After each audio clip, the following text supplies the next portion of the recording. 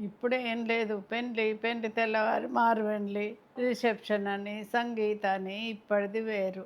అప్పటి పెళ్ళిళ్ళు వేరు. వారం రోజుల ముందే చుట్టాలొత్తురు. అన్ని పనులు ఇంట్లోనే చేసుకుందురు. పెళ్ళిళ్ళైతే ఇంట్లో సకినాలు చేసుకుందురు. అందరు చుట్టాలొత్తురు. అన్ని అరిసెలు చేసుకుందురు. పెళ్లి పనులు, ఇస్తార్లు కుట్టుకుందురు. పచ్చాకులు తెప్పించి. కారప్పొడి పట్టిస్తారు. ఇంట్లోనే దంచుదురు. రోకన్లు పెట్టి దంచి చల్లడ పెడదురు కారప్పొడి. గిర్నీలు ఎక్కడి అప్పుడు కారప్పొడి దంచుడే, సకినాల పిండి దంచుడే, అన్ని రోకన్లు కుందన్లు పెట్టి చేస్తారు. అల్లం ఎల్లిగడ్డ, అల్లం ఎల్లిపాయలు 4-5 రోజుల ముందు అందరు కలిసి పోలుస్తారు కూర్చొని.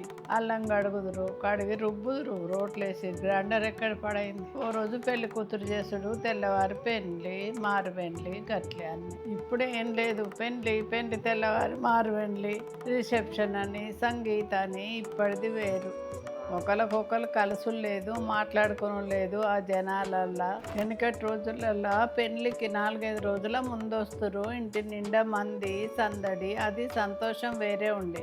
అత్త మామ బాబాయిలు పిన్నిలు వాళ్ళ పిల్లలు వాళ్ళు పెద్దమ్మ పెద్దనాన్న అందరూ చుట్టాలు. ఇంటి నిండా సందడి 4-5 రోజులు. ఇప్పుడు ఫంక్షన్ హాల్కు అక్షంతలు వేసే టైంకు పుస్తకట్టే టైంకి వస్తారు. అందుకే ఇప్పటి పిల్లలకు చుట్టాలంటేనే తెలియదు. బాబాయ్ అంటే ఏందో తెలియదు, పిన్ని అంటే ఏందో తెలియదు. చుట్టాలు ఎవరు ఏంది అన్నది.